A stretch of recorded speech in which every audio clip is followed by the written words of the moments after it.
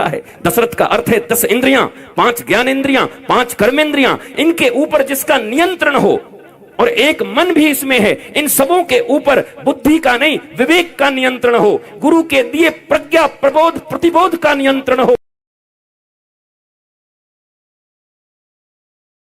जिसके उत्कृति उपनिषदों फलस्वरूप करने की क्षमता या काबिलियत जिसके भीतर आ गई है, वास्तव में वही अपने जीवन की समस्त समस्याओं को सॉल्व कर सकता है। और ऐसे व्यक्ति के पास कोई आए तो अपनी समस्या को तो सुलझा ही लेते हैं, वो अन्य की समस्या को भी सुलझा लेते हैं। इसलिए जीवन में याद रखो, अब कुमति और सुमति सबके घर में रहते हैं। कभी परेशान मत होना, तुम्हारे मन में कभी बुरे विचार आते हैं, घबराया मत करना, डिप्रेशन में मत जाना, ग्लानि मत करना। ये शरीर है, ये मानवीय शरीर है, यहां तीनों गुण सबके भीतर में है। तमस गुण भी है, रजस भी है और सात्विक गुण है। पर हम त्रिगुणातीत उस भगवान के भक्त हैं जो तीनों से अतीत हैं। हम में तो तीनों हैं। कभी तामसी गुण बढ़ जाता है, कभी राजसी बढ़ जाता है, कभी सात्विक बढ़ जाता है। ये कफ पित्त वायु की तरह है, बैलेंस गड़बड़ होता रहता है। कफ पित्त वायु गड़बड़ होते हैं तो फिर रोग बढ़ने लगता है।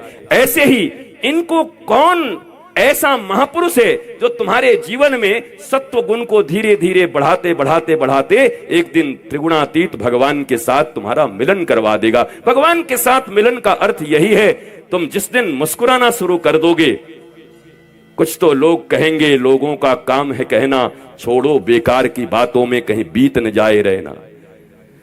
तू कौन है, तेरा नाम है क्या, सीता भी यहां। अब जरा सोचो, जहां अयोध्या में जानकी तक को बदनाम कर दिया जाता है, लंका में नहीं किया गया, अयोध्या में किया गया। लंका में तो केवल एक रावण ने एक व्यक्ति भी जानकी जी के ऊपर कभी बुरी दृष्टि नहीं डाला, एक भी। ये स्वयं जानकी जी कह रही हैं और रामायण कह रहा है। पर अयोध्या जब वापस आ गई तो कानों कान घर घर में उनकी निंदा होने लगी। इसलिए स्थान का भी कोई बहुत बड़ा प्रभाव नहीं है साहब। उसी अयोध्या में राम के घर में मंथरा भी हैं, वहीं भरत जैसे महात्मा भी हैं। महल तो एक ही है ना, अयोध्या की भूमि है ना। अगर भूमि से ही सब हो जाए तो अयोध्या में मंथरा कहां से आ जाती है। बदल जाए उसका भी, 1 मिनट जैसे टच करे ऐसे और स्विच दबाए और एकदम प्रकाश हो जाए। तो जो राम के घर में रहे वो भी इतना खूंखार, इतना खतरनाक। अर्थात अयोध्या शरीर की तरह है, कैकई बुद्धि हैं और कैकई के घर में ही भरत भी हैं और मंथरा भी है, क्योंकि वो कैकई की ही दासी है। यद्यपि वो दासी भी नहीं थी, उनकी बुआ की लड़की थी। पर अमीर और गरीबी का ऐसा मामला कोई आज से नहीं है, ये सतयुग से है। जब कोई तुम्हारे ही रिश्तेदार तुम्हारे उनके पास पैसे नहीं होते और तुम्हारे पास ज्यादा पैसे हो जाते हैं तो 8 बजे उठ के डाइनिंग टेबल पे ब्रेड और बटर खा रहे होते हैं और तुम्हारे ही भाई या तुम्हारे ही बहन के लड़के लड़की जो गरीब घर से आए हैं वो प्लेट मांज रहे होते हैं तुम्हारे घर में, तब तुम्हारा वहां पर कोई रिश्ता नाता काम नहीं आता। इसलिए मैं कथा के दौरान 20 बार ये याद दिलाना नहीं भूलता कि बाप बड़ा ना भैया, सबसे बड़ा ताता थैया, ताता थैया। ये बीच बीच में बोला करो तो समझ आएगा कि हाँ भाई अब हमें दुखी नहीं होना है। वास्तव में इस दुनिया का भगवान तो पैसा ही बन के बैठा हुआ है। पर याद रखो, कभी कोई सुदामा भी हुए हैं, अयाचित वृत्ति जिनकी रही है, और श्री कृष्ण ईश्वर होते हुए, भगवान होते हुए भी सुदामा के चरणों में बैठ करके इत्र और गुलेल फुलेल से नहीं, अपने आंसुओं से उनके पांव धोते हैं। क्या था उस सुदामा के पास? कौन सी पद थी, कौन सी पदवी थी, कौन से पैसे थे? बस विद्या था। सा विद्या या विमुक्तये, प्रेम था श्री कृष्ण के प्रति। भारतवर्ष में आज इतनी तकलीफें हैं राम कथा को लेकर। इसका वध क्यों हुआ, इसका वध क्यों हुआ। ये जितने भी लोग हैं ये जातीय संस्कृति में इस भारतवर्ष को बांट करके, भारतवर्ष जो हजार वर्ष है, अभी 70-75 साल से आधी अधूरी आजादी, केवल नाम की आजादी, बाकी आजादी तो है नहीं, स्वतंत्रता तो है नहीं। मैंने कल ही कह दिया था, शिक्षा व्यवस्था तुम्हारी अंग्रेजों की दी हुई है, पुलिसिंग व्यवस्था तुम्हारी अंग्रेजों की है। 1861 की पुलिसिंग व्यवस्था में तुम जी रहे हो। तब अंग्रेजों ने भारतीयों के ऊपर अत्याचार करने के लिए एक्ट बनाया था, पुलिसिंग एक्ट। अब कौन से अंग्रेज हमारे ऊपर, अब बदलता क्यों नहीं, भारत के अनुसार क्यों नहीं होता। अब क्यों नहीं राजा विक्रमादित्य के शासन में या राम राज्य में जैसी व्यवस्था थी वो क्यों नहीं हो रही है, क्यों नहीं करते, क्यों नहीं मांग करते, क्यों नहीं डिमांड होता। इसलिए आपको आध्यात्मिक ज्ञान से संपन्न होना ही होगा। ये कोई ऑप्शनल सब्जेक्ट नहीं है, कंपलसरी है, पढ़ना पड़ेगा। और नहीं तो ऐसे ही आओगे और रोते रोते चले जाओगे। कोई माई का लाल इस पृथ्वी पर नहीं है जो धर्म ज्ञान के बिना, आध्यात्म ज्ञान के बिना तुम्हारी जिंदगी में मुस्कुराहट ला सके, आनंद ला सके, आह्लाद ला सके, मस्ती ला सके, नृत्य ला सके, संगीत ला सके। कोई नहीं है। वो तुम्हारा अपना नॉलेज है, नॉलेज। और ये नॉलेज कॉलेज में नहीं मिलेगा। कॉलेज जाया करो, पढ़ा करो, पर मैंने परसों ही कह दिया था, जीविका की विद्या और जीवन की विद्या दो होती है। जब अपने बच्चों का नाम या उनका एडमिशन कराने जाओ तो अपने बच्चे को बता देना कि ये जहां मैं तुम्हारा नाम एडमिशन करवा रहा हूं, ये जीविका की विद्या के लिए है। यहां से तुम ये कमाने सीख जाओगे, हाउ टू अर्न मनी। और उसी समय सदगुरु की शरण में ले जाकर के भी अपने छोटे से बच्चे को, अरे लोग कहते हैं अभी बालक है, थोड़ा बड़ा हो जाएगा तब इसको धर्म कर्म कराएंगे। 5 साल में ध्रुव ने परमात्मा बुला लिया, 5 साल में प्रहलाद ने परमात्मा बुला लिया, 3 साल में मीरा ने श्री कृष्ण बुला लिया। तुम्हारा क्या 70 साल का होगा तब आप बुलवाएगा? वो बुढ़ा कर दोगे अपने बच्चों को। दीक्षा पहले होनी चाहिए, शिक्षा बाद में होनी चाहिए। भारतीय सनातन संस्कृति में पहले दीक्षा थी तब शिक्षा थी। दीक्षा का अर्थ होता है दक्षता, कुशल कौशली होना, इंटेलिजेंस। जो भीतर में है वो जागृत हो जाएगा उन महापुरुष की संगति में। चालाकी और चतुराई में बड़ा अंतर होता है। चालाक इन बैड सेंस, चतुराई जो कृष्ण भजे सो चतुर। चतुर वो है जो अपने इस जीवन में 70-80 साल के जीवन में अपने आप को कृष्ण को समर्पित करके कृष्ण की तरह मुस्कुराते हुए, चाहे जितने गम जीवन में आए, लेकिन हरे कृष्ण करते हुए, राम राम करते हुए अपने जीवन में आनंदित होकर लोगों की मदद करता रहे, वही वास्तव में सक्सेसफुल है। हां, एक परिभाषा और बड़ी कठिन है भारतीयों के पास, सक्सेसफुल। सक्सेस नहीं मिल रहा है गुरुजी। सक्सेस क्या होता है? What is the real definition of success? परिभाषा क्या है सक्सेस का? कुछ पैसे, कुछ फ्लैट्स, कुछ मकान, कुछ गहने, कुछ गाड़ियां, अच्छे अच्छे कपड़े, होटल में खाना, ये सक्सेस है? ना, ये कैसा सक्सेस है? इस दुनिया में सक्सेस की एक ही परिभाषा है, एक लाइन की छोटी सी। और तुम भी आज के बाद कोई पूछे तुमसे कि भाई तुम सक्सेसफुल कब बनोगे, कब सक्सेस प्राप्त करोगे, तो उसी कि मैंने हरि कथा सुन लिया है और मेरे जीवन में आनंद है। ब्लिसफुलनेस ही सक्सेसफुल है। जो ब्लिसफुल है वही सक्सेसफुल है, जो आनंदित है वही सक्सेसफुल है, नोबडी एल्स, और कोई नहीं। सुदामा से बड़ा सक्सेसफुल कौन है बोलो? श्री कृष्ण भी जिनके सामने झुकते हैं और मौज रहती है। और बड़े बड़े महल बनवा दिए भगवान ने पोरबंदर में, पर सुदामा जूती रखने नहीं गए उसमें।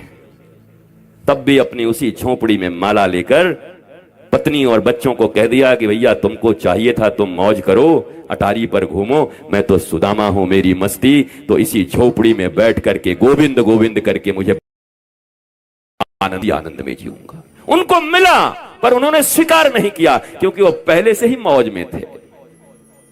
एक व्यक्ति ने गुरु नानक साहब को कहा कि एक चीज पिलाऊं? तो क्या बोला? शराब है। बोला अच्छा, कितनी देर तक रहेगी? कहा वो 6-8 घंटे तक रहेगी। बोला फिर उसके बाद? बोला फिर चढ़ाना पड़ेगा। बोला फिर उसके बाद? बोला फिर तो ऐसा होगा कि 1 साल के बाद फिर 3-3 घंटे हो जाएंगे। फिर तो एक बोतल ढकेल लोगों तो 1 ही घंटा में फिर खत्म हो जाएगा। अब तो ऐसे पीने वाले हो गए हैं कि 10 बोतल ढकेले, नशा ही नहीं रहा है। कह रहे हैं कि सांप कटवा दो कहीं से तो नशा हो जाए। सांप कटवा के नशा कर रहे हैं, बताओ महाराज। तो गुरु नानक साहब ने कहा कि 6-6 घंटे में मुझे पीने पड़ेंगे मस्ती के लिए, पर मैं तो ऑलरेडी मस्ती में हूं। बोला क्या? बोला नाम खुमारी नानका, राम के नाम की मस्ती मुझ में ऐसी चढ़ी है कि अब उतरती नहीं जिंदगी में। हर समय सुरूर है राम नाम का, मैं क्यों पीने जाऊं? क्या जरूरत है? जिसे राम नाम की मस्ती चढ़ गई हो, जिसे ज्ञान की मस्ती चढ़ गई हो, जिसको नॉलेज की मस्ती मिल गई हो, वो जैसे छीछले मस्ती के पीछे नहीं भागते। एक दिन की तो मस्ती है और बाकी दिन फिर पूरी जिंदगी बेकार व्यर्थ हो जाती है। आपके जीवन में भी होगा।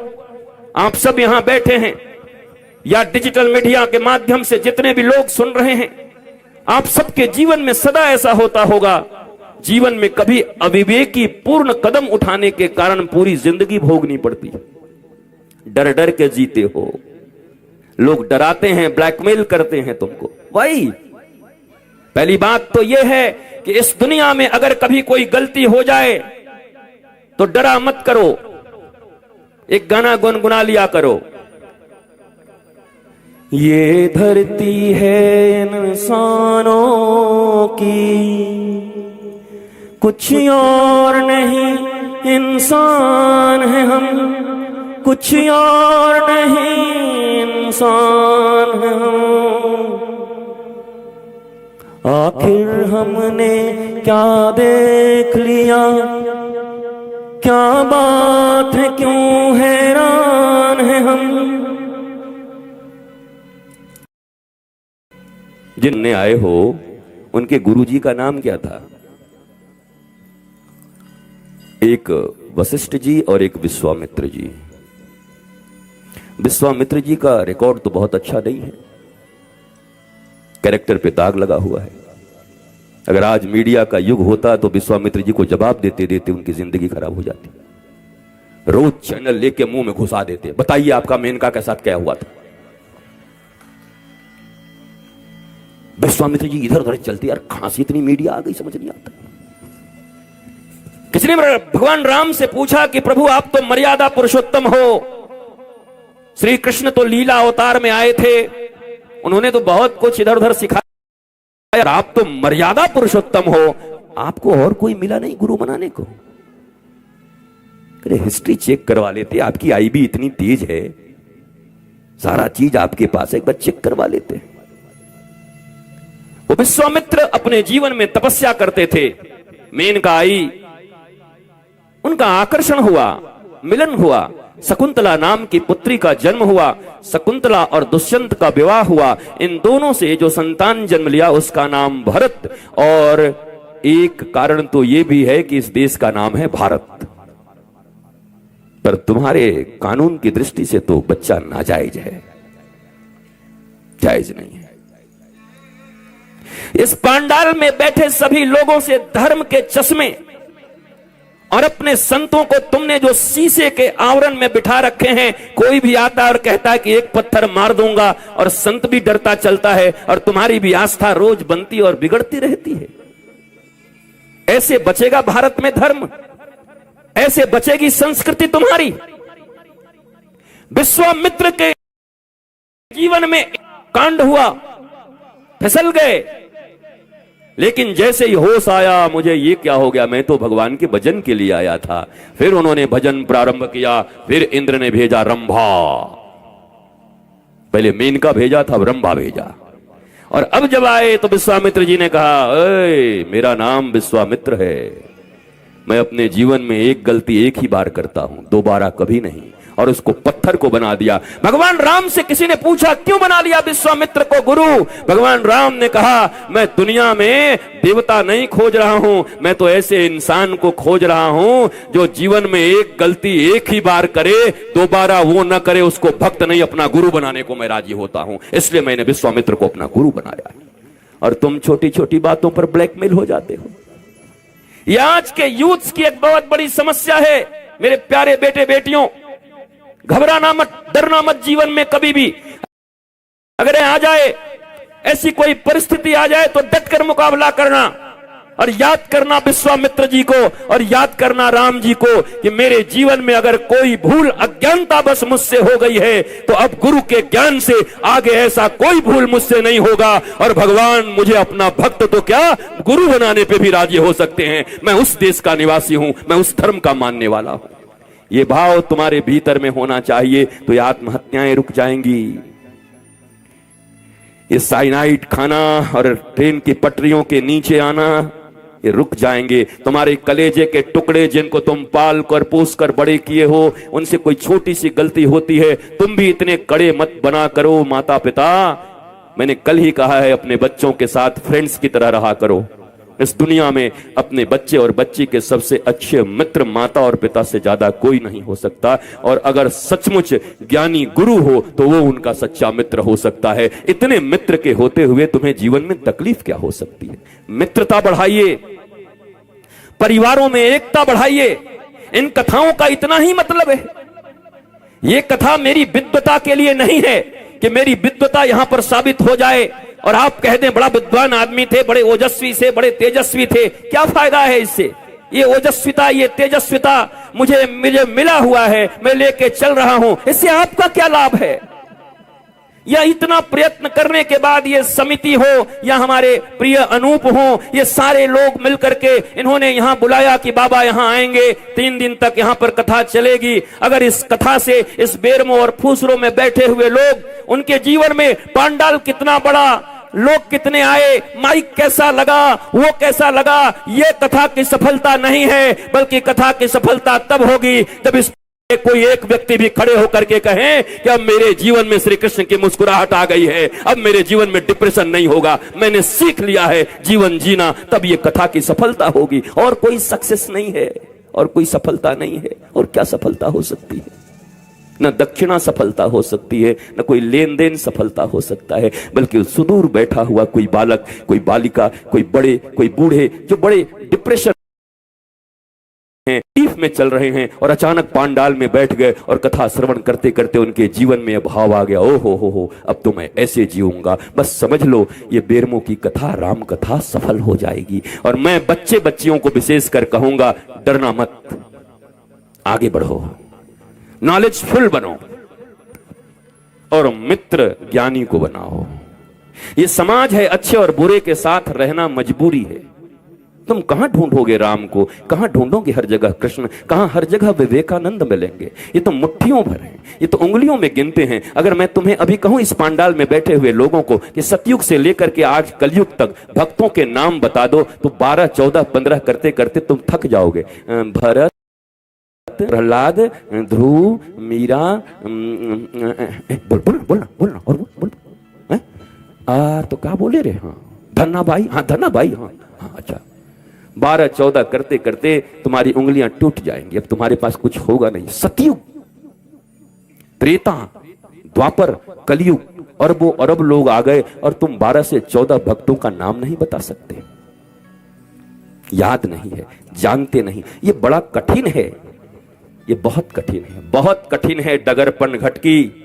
पर याद रखो उसके साथ एक लाइन और है कि जब तक सदगुरु जीवन में मौजूद हैं तो झटपट भर लाओ जमुना से भक्ति की मटकी। गुरु के प्रेजेंस में भक्ति की मटकी भर लोगे तो जीवन आनंदित हो जाएगा। लेकिन अगर इग्नोरेंट मूड में रहे, इग्नोरेंस इज द, इस दुनिया में दुर्भाग्य का सबसे बड़ा कोई कारण है तो इग्नोरेंस है।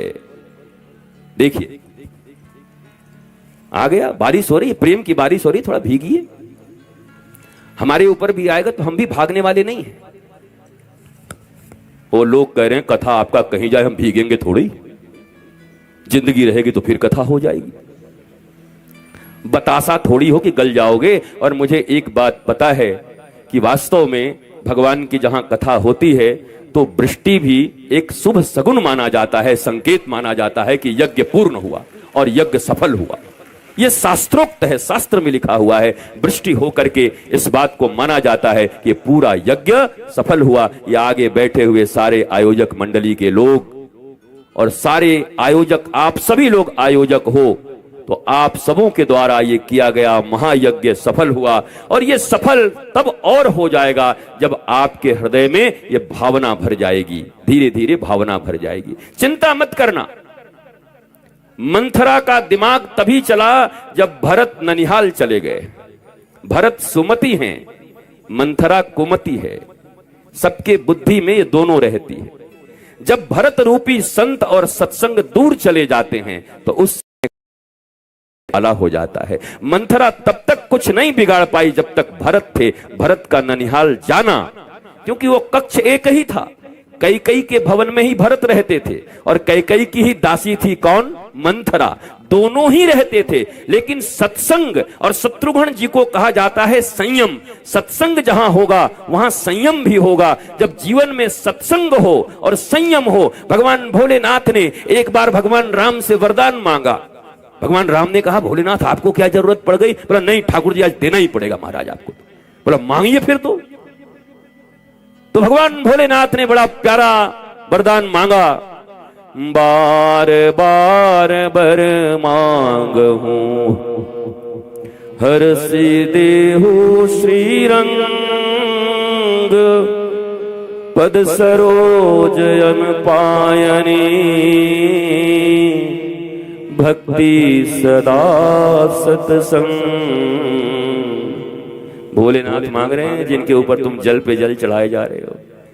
भोलेनाथ को मानते रहोगे कि उनकी बताई बात भी मानोगे।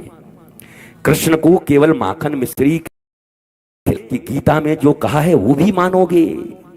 राम जी को केवल धनुष्मान और पीतांबर दे दे करके और अखरोट बना बना करके और प्रसाद चढ़ाते रहोगे, या राम जी ने जो गुरु वशिष्ठ से योग वासिष्ठ सुना है, या जो उत्तर कांड में अपने समस्त जनता को बुला करके दिव्य ज्ञान दिया है उसे भी सुनोगे।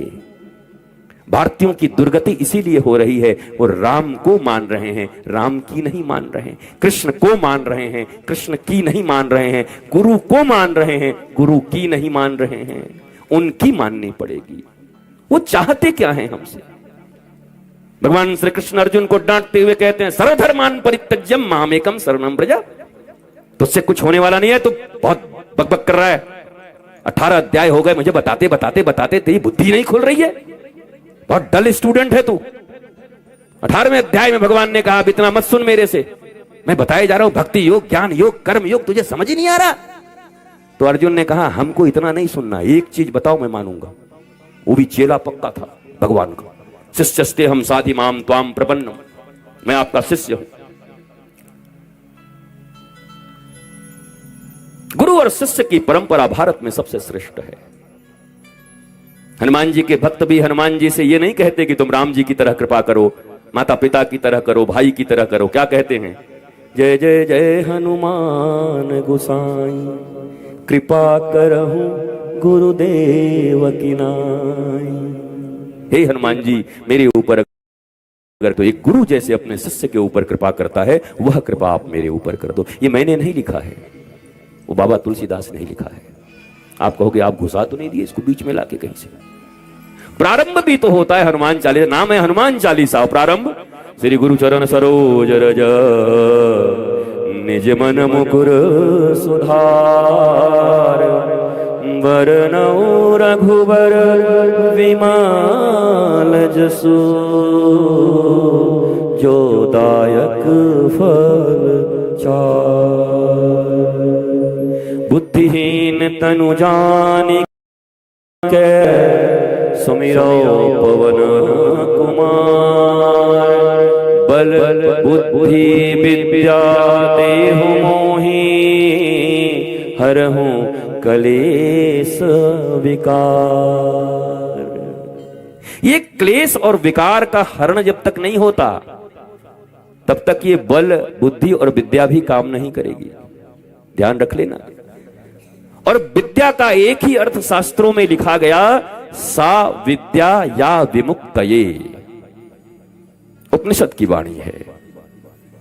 विद्या वही है जो आपको समस्त बंधनों से मुक्त कर दे, कोई बंधन ना हो। उसने ऐसे बोल दिया मेरे पास ये हो गया, कोई बंधन नहीं, आप मस्त हैं, फकीरी की जीवन है, आनंद का जीवन है, माता हैं, पिता हैं, भाई हैं, बहन हैं, बच्चे हैं, पर आनंद में जी रहे हैं, ठाकुर जी की कृपा से आनंद में जी रहे हैं, रो रो के नहीं जी रहे हैं, कराह कराह के नहीं जी रहे हैं, हाय हाय करके नहीं जी रहे हैं, सराह के जी रहे हैं। मुझे जिंदगी मिली है, एक दिन तो चले ही जाओगे श्मशान ना, उससे पहले आनंद से जी लो। और अगर मां बाप बने हो तो अपने बच्चों को भी अच्छी जिंदगी दे दो। और जिंदगी तुम क्या दोगे, कितने धन दोगे? पूत कपूत तो क्या धन संचय, और पूत सपूत तो क्या धन संचय।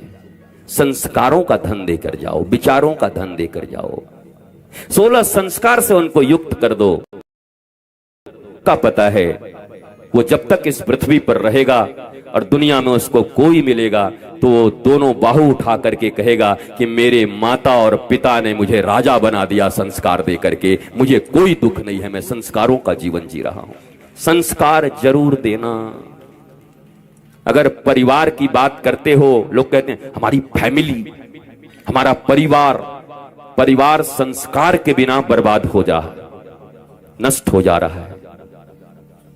मत देखो दुनिया की तरफ कि वो कितना कमाया, वो कहां से लाया, उसने कहां से रुपए दिए। तुम अपने बालक का लालन पालन बहुत छोटेपन से करो, अपने दूध को पिला करके, और कहो बेटे तुम्हें संस्कारी बनना है, 16 संस्कारों का तुम्हें पालन करना है।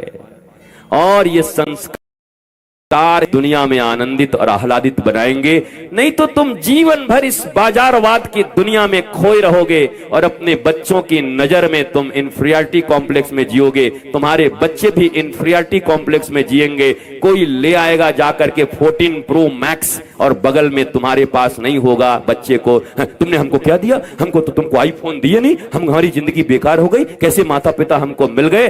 क्यों? अगर बचपन से तुमने संस्कार दे दिया, ये जितने भी चीजें हैं सब नश्वर हैं। विवेकानंद के पास खाने के लिए चावल नहीं थे साहब, पर गुरु ने ऐसा ज्ञान दिया। घर की स्थिति ऐसी थी कि अगर वो कमाते नहीं तो अपनी मां को और अपनी बहन को खिला नहीं सकते थे, ये स्थिति थी। 2 रुपए की नौकरी ढूंढते चलते थे विवेकानंद बंगाल में, जिस समय अपने गुरु के शरण में आए वो। लेकिन वही विवेकानंद बाद में क्या हुआ, आज सारी दुनिया, आज प्रधानमंत्री भी, पूरा सरकार भी, सारे लोग, किसी भी दल के लोग विवेकानंद को युवाओं का लीडर मानते हैं। बोला युवा सप्ताह मना रहे हैं विवेकानंद, बेचारे खाने का नहीं था उनके पास, भोजन नहीं मिलती थी विवेकानंद को। बंगाल में पागल गुरु का पागल चेला बोलते थे लोग उनको। बोला गुरु भी इसका पागल, 5वीं क्लास फेल, और चेला भी पागल, दोनों पागल। परंतु जब वापस आ गए वहां से, अपने गुरु के दिए ज्ञान से पूरी दुनिया में धर्म की ध्वजा को फैला दिया, तो पूरे बगल कहा करते थे, शिकागो से लौट करके आए तो बोला आमार विवेकानंदो, आमार विवेकानंदो। उसके पहले पागल बोलते थे, पागल। पर जब वहां से लौट कर आए तो विवेकानंद भारतीयों के लिए यूथ आइकन बन गए। तो ज्ञान प्रमुख है। मैं बार बार कह रहा हूं, फिर से आपसे कह रहा हूं, न धन न दौलत ये जरूरी नहीं है, ऐसा नहीं कहता। और मैंने कल भी कहा है, नारायण तुम्हारे साथ हैं तो लक्ष्मी भी रहेंगी, और बिना नारायण की लक्ष्मी रहेंगी तो अपना वाहन छोड़ जाएंगी, उल्लू बना के चली जाएंगी तुमको। उनका वाहन उल्लू है ना, तो लक्ष्मी तो आएगी, वो चंचला है, फिर नारायण के पास चली जाएगी और तुम लक्ष्मी वाहन होके घूमते रहोगे सड़क पर इधर से उधर। उल्लुओं की तरह बुद्धि हो जाएगी, लोग तुमको दिखाई नहीं पड़ेंगे, धन के गौरव में मदांध हो जाओगे, अहंकारी बन जाओगे, किसी की तरफ देखोगे नहीं। क्या करोगे ऐसे धन को? भगवान की जो रामचरितमानस है, राम कथा है, राष्ट्र के लिए, परिवार के लिए कोई भी एक ऐसा रिश्ता नहीं है जिस रिश्ते का व्याख्यान यहां पर न दिया गया हो। आप ध्यान से पढ़ो और सुनो, अच्छी मां कैसे बनना है, सासू कैसे बनना है, बहू कैसे बनना है। कभी लड़ाई सुना राम जी के घर में बहुओं के बीच में? एक कैकेयी का एपिसोड निकाल दो तो कभी कोई झगड़ा सुना कि श्रुति कीर्ति के बीच, मांडवी के बीच? जानकी जी के बीच, कभी उर्मिला के बीच, कभी कोई झगड़े की कथा कहीं आई है किसी रामायण में? सतकोटि अपारा कहीं देखा है आपने? नहीं देखा होगा, क्योंकि सब धर्मपरायण हैं। वो जनक की बेटी हैं, विदेह की बेटी हैं। देह से ऊपर भी आत्मा को मानने वाले राजा जनक, उनकी बेटी हैं वो। जहां देह की बहुत महिमा नहीं है, जहां आत्मा की महिमा है। मैं कौन, इस बात की महिमा है। इसलिए एक वैदेही, वो चारों बेटियां एक ही घर से आई हैं। जनक जी दो भाई हैं, तो एक तो जनक जी, सीता जी, और बाकी सब दोनों भाइयों की बेटियां यहां पर आई हैं, पर विदेह राज की बेटियां हैं। देह के कारण जो जीवन में जीते हैं, झगड़े वहां होते हैं। मेरा नाम ये, मैं ये हूं। असुसु रमनते इति असुर। देखो, मैं आज भी बहुत तेज तेज बोलता, पर आपके विधायक जी ने कल आके मुझे धमका दिया रात में कि जब इतना बढ़िया हम माइक दिए हैं तो इतना चिल्ला क्यों रहे हो भाई। हम बहुत धीरे धीरे बोल रहे हैं कि चलो हमको क्या है, और बढ़िया, और धीरे धीरे बोल रहे हैं। नहीं तो हमारी तो फिर वही राजधानी एक्सप्रेस है। और आज जानबूझ के माइक भी खराब करवा दिया है कि बाबा ज्यादा बोल ना पाए, जल्दी निकल जाए यहां से।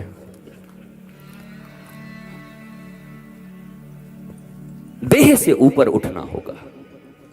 शरीर सब कुछ नहीं है। शरीर माध्यम खलु धर्म साधनम, ये धर्म का साधन भगवान ने दिया है। 5 करोड़ की गाड़ी हो सकती है, 10 करोड़ की गाड़ी हो सकती है, पर तुम गाड़ी नहीं हो। गाड़ी पे चढ़ के कहीं जाना है। गाड़ी जिंदगी नहीं है हमारी। गाड़ी से मेरी प्रतिष्ठा नहीं है। मेरी प्रतिष्ठा मेरे ज्ञान से है। मेरी प्रतिष्ठा मेरी संतुष्टि से है, मेरे मुस्कुराहट से है। मेरी प्रतिष्ठा मेरे समझ से है, नॉलेज से है। कोई कितना भी क्रोध दिलाए, मुझे नहीं आएगा, मैं बोध में जीऊंगा। नहीं तो तुमको तो 1 मिनट में कोई क्रोधित कर दे, 1 मिनट में कोई हंसा दे। अपना रिमोट अपने पास रखो, यही रामायण का ज्ञान है। अपना रिमोट किसी और को मत देना।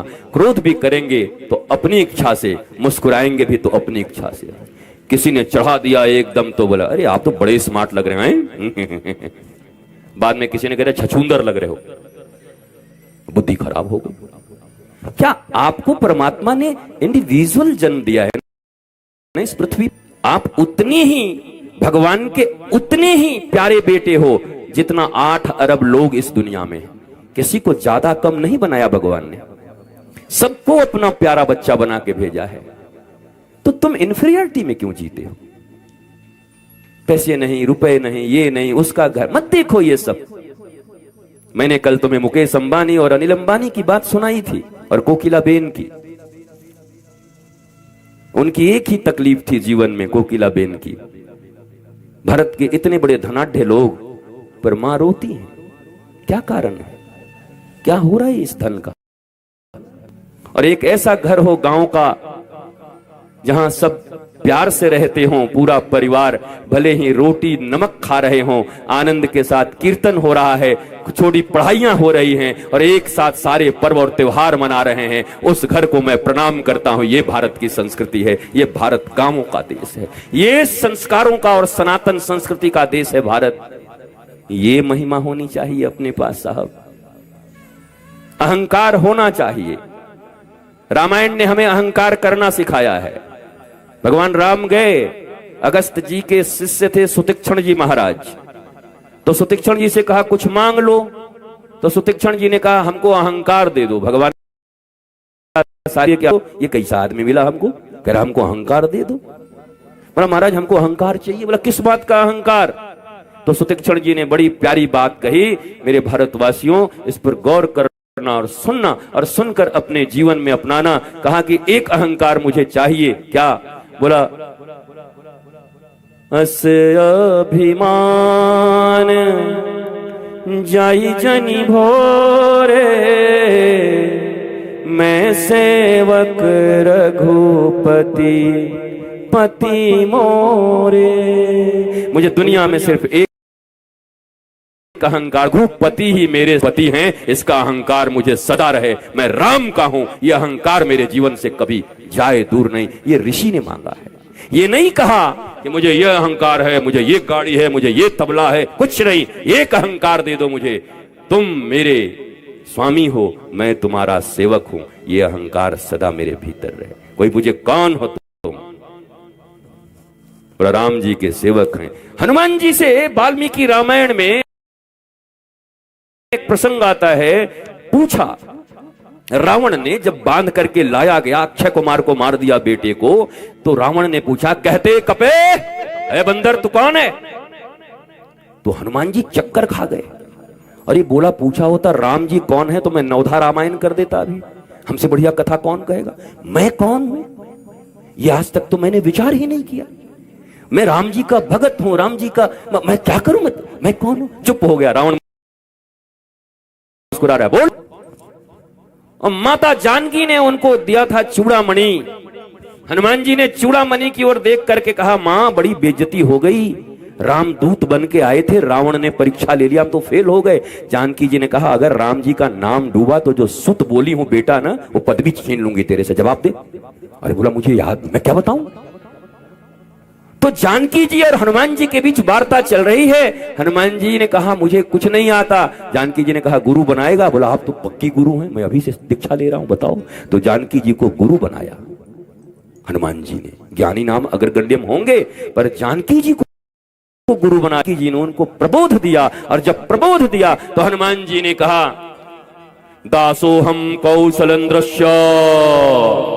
ए रावण सुन, मैं दास हूं भगवान कौशलेंद्र का। रावण बड़ा साइकोलॉजिकल वार करने वाला आदमी है, भावनात्मक रूप से रोगों को तोड़ता है, अहंकार पर चोट करता है, विद्वान है ना, वो कैसे शत्रु के खेमे को जीर्ण शीर्ण करना है, ये बात रावण को आता था। रावण ने तुरंत कहा, यू आर स्लेव, नौकर हो तुम, दास।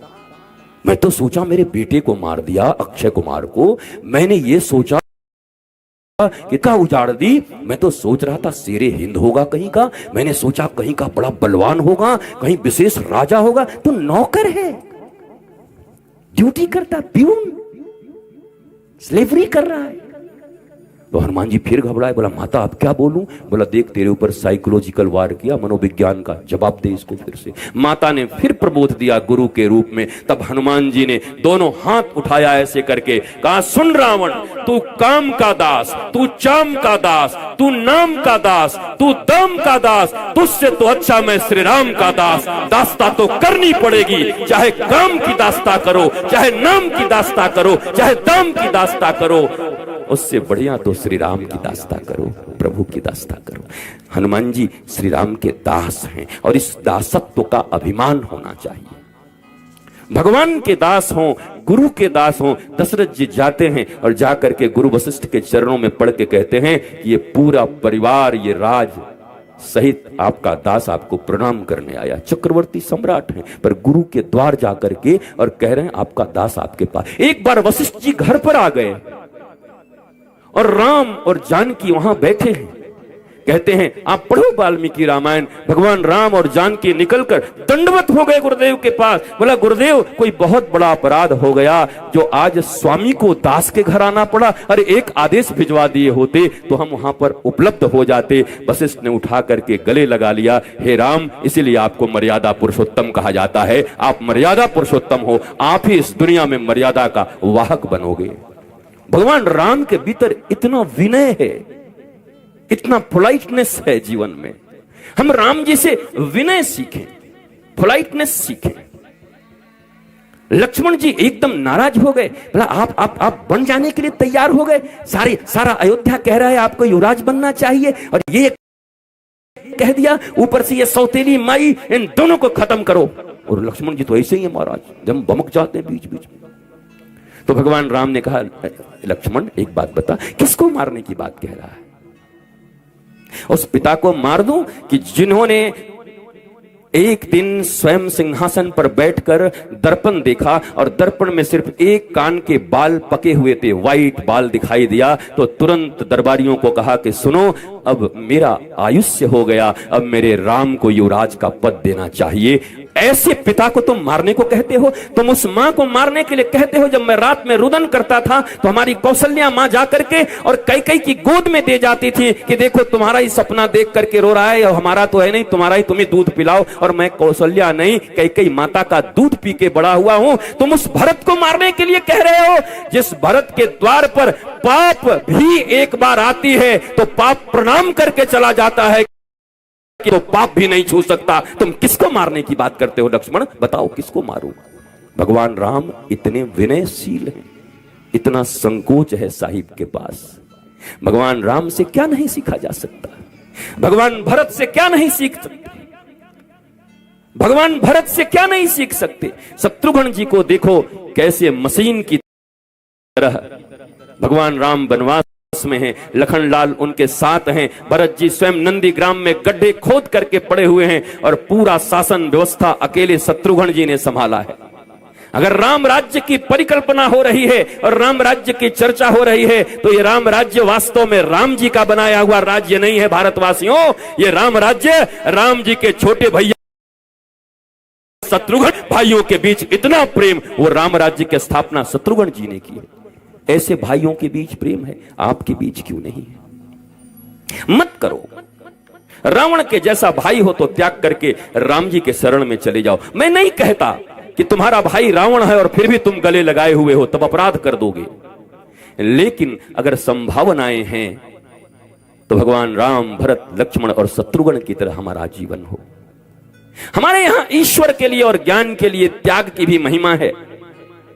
हमने सुना है मातृदेवो भव पितृदेवो भव, और भगवान राम का बनाया हुआ यह है। परंतु वही भरत अपनी मां को मां नहीं कहते, मां को छोड़ दिया और फिर भी भगवान उनको गले लगा रहे हैं। ये राम जी अच्छे आदमी नहीं लगते मुझे।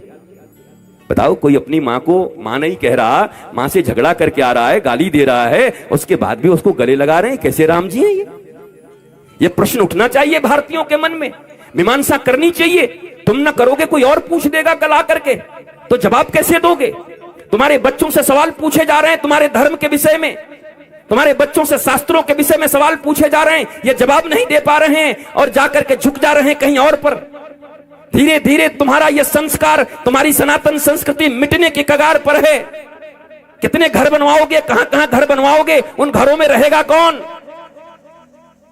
कश्मीर में रहा कौन? जो कांधार काबुल की बात करते हो, जहां से गांधारी आई थी, अब वहां कौन रहता है? कभी अखंड भारत था। केवल संपत्तियां जमा करोगे, तुम्हारे ही बाल बच्चे नहीं रह पाएंगे वहां पर। इसलिए भारतीयों को जागरण की जरूरत है। भारतीयों को अपने संस्कार बचाने की जरूरत है। ये राम कथा संस्कार बचाने की कथा है। चमत्कार तो भगवान से प्रेम को ही कहते हैं। जिसका भगवान से प्यार हो गया, समझ लो इसके जीवन में तुरंत ही चमत्कार हो गया। अगर सच्चा प्यार हो जाए तो वही चमत्कार है, और किसी चमत्कार की अलग से जरूरत नहीं है। अरे कोई उठा करके मिट्टी से किशमिश बना दे, किशमिश को काजू बना दे, कोई अमरूद को केला को अगर कोई सेब बना दे, ये कोई क्या केला बाजार में नहीं मिलता, अमरूद नहीं मिलता, सेब नहीं मिलता? बनाने की क्या जरूरत है? ये नहीं है भगवान की कृपा, ये नहीं है धर्म, ये नहीं है चमत्कार, ये नहीं है। बल्कि सबसे बड़ा चमत्कार इसको नहीं कह सकते केला से अमरूद, अमरूद से सेव, सेव से ये फलाना ठिकाना। दुनिया का सबसे बड़ा चमत्कार है कि कोई गुरुदेव के माध्यम से राम जी की कथा सुनते हुए उसका राम जी के चरणों में प्रीति हो जाए और एक दिन वो भी महाराज रत्नाकर से वाल्मीकि हो उठे। ये सबसे बड़ा चमत्कार है। ये केले सेव बनाना ये चमत्कार नहीं हो सकता। ये भारती का ये ऊंचाई नहीं है। एक बार छत्तीसगढ़ गया था तो वहां बड़े बड़े पत्रकारों ने पूछा कि महाराज जी एक बाबा यहां आए थे, वो लूट के ले गए सबको। हम कि कैसे भाई? बोला बड़े पाखंडी लोग हो गए हैं। माताओं को बोला कि अपना सारा गहना जमा करो, रातों रात दुगना हो जाएगा। सबको दिए थे क्या क्या वो ये माता लोग तो बड़ी तेज हैं कि रात ही में दुगना हो जाए। किसान विकास पत्र 7 साल में दुगना करेगा। व्यापारियों का धन बेचारे मेहनत करेंगे तब दुगना होगा, पर ये रात ही भर में दुगना करना चाह रहे हैं।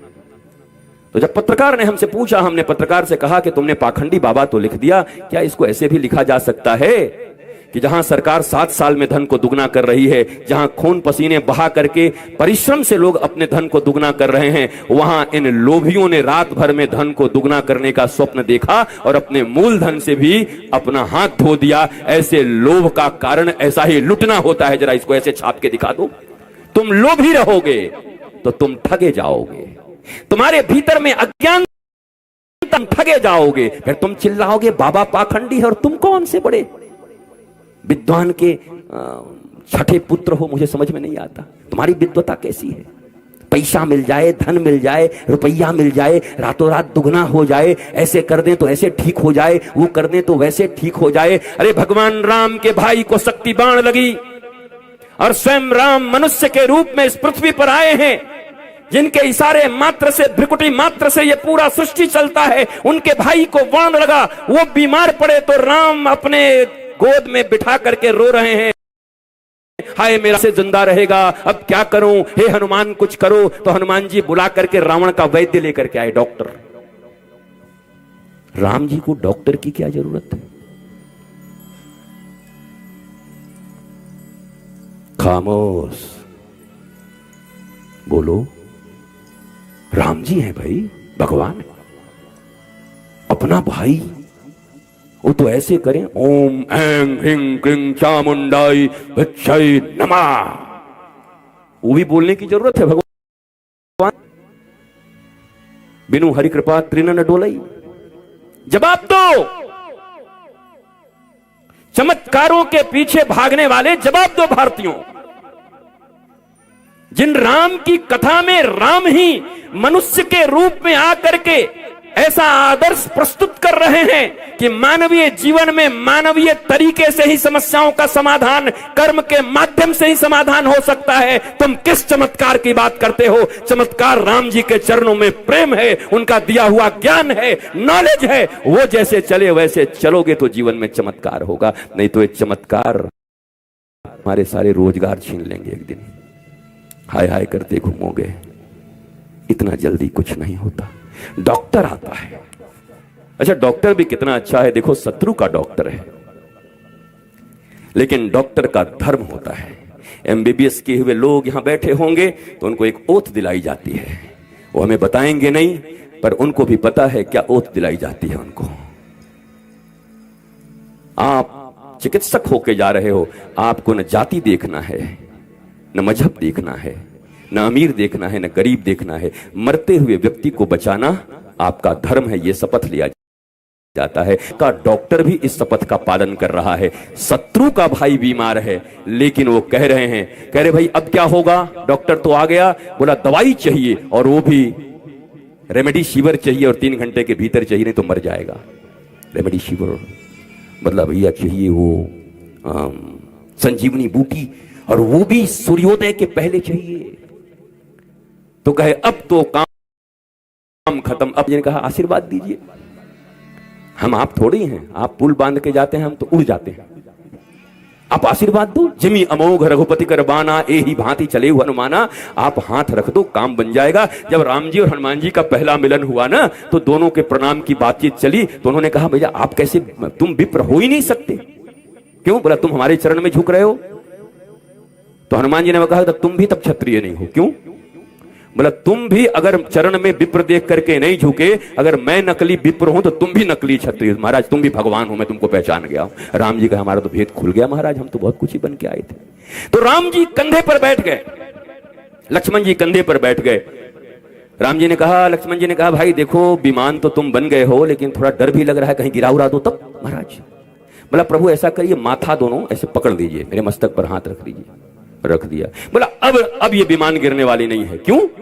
बोला अरे जिसके सर पर रघुनाथ का हाथ वो गिरेगा, अब तो वो उड़ेगा और गंतव्य की ओर पहुंचाएगा। आपने हाथ रख दिया, अब आपको हम पहुंचा देंगे, आपकी कृपा से पहुंचा देंगे। हनुमान जी ने कभी नहीं कहा कि मैं बलवान हूं। आपने देखा होगा उस किष्किंधा कांड में, अरण्य कांड में, जब जामवन जी ने कहा पवन तनना कांच प्रसाद रहे हनुमाना, हनुमान जी फिर भी बेर खा रहे। हम तो गरीब हैं, हमको कुछ नहीं आता है। कितना कितना बुद्धि बल विवेक विज्ञाना, बड़ी बड़ी बड़ाई कर रहे हैं, पिताजी का नाम ले रहे हैं, हनुमान जी चुप हैं। पर जैसे ही ओ जामवन जी ने कहा ये अहंकारी नहीं है, नहीं उठेंगे। बस एक बात कही, अरे राम काज लगी तब अवतारा। ए हनुमान जी, आपका अवतार ही राम काज के लिए हुआ है। तो तुरत भयो पर्वताकारा। जैसे ही राम जी का नाम सुना, पर्वताकार होकर के हनुमान जी खड़े हो गए। बोला हाँ, अब आप लाइन पे आए। नहीं तो बड़े बड़े दुनिया में लोग हैं महाराजा। अरे भैया आप तो समझ लीजिए दुनिया के सबसे बड़े जितने चमचे लोग हैं बड़े खतरनाक होते हैं। बेलचे जो हैं बड़े खतरनाक होते हैं। यह साथ दिन में रात दिखा देंगे और रात में दिन दिखा देंगे। 2004 ईस्वी में इतना फील गुड कराया कि वाजपेयी जी चले गए। रातों रात feel good feel good feel good, चारों तरफ बैड फील हो गया अचानक। ये कुछ भी कोई कर सकते हैं दुनिया में। इसलिए भैया प्रज्ञा से निर्णय लेना, जीवन में प्रबोध से लेना, गुरु के प्रबोध से लेना। यहां सब कुर्सी का चक्कर है। कुर्सी पर हो तो सब हैं, उसके बाद तुम ढूंढते फिरोगे उन लोगों को कि आजकल आप आ नहीं रहे। ऐसा है कि हमारा तबादला हो गया है, कोई नहीं आएगा, बड़ी मुश्किल हो जाए, कैंसर हो गया है, मतलब जान छुड़ाएं इससे, कहां इसके पीछे चले। इसलिए मैंने सदा कहा है इस दुनिया में सब कुछ भूतपूर्व हो सकता है, पर आज तक